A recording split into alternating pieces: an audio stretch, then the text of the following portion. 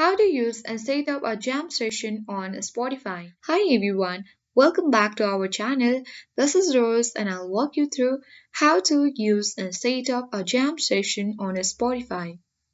Without further ado, let's get started. So launch your web browser or simply application on your device. Click on the search bar, type in spotify.com and press enter on your keyboard.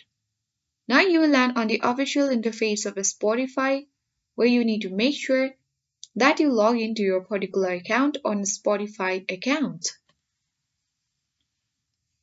At the left panel, you will see your library. Simply choose a playlist in which you want to use and set up jam session. Now on this main screen, you will see the three dots. Right click on it and a menu appears on your screen. So if you are the premium user of Spotify, you'll see the option of start a jam.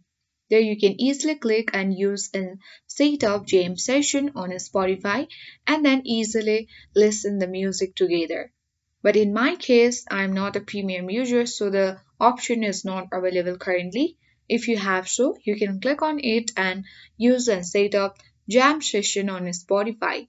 So that's all for today. I hope this guide was helpful. If it was, then do like, share, comment, and don't forget to subscribe.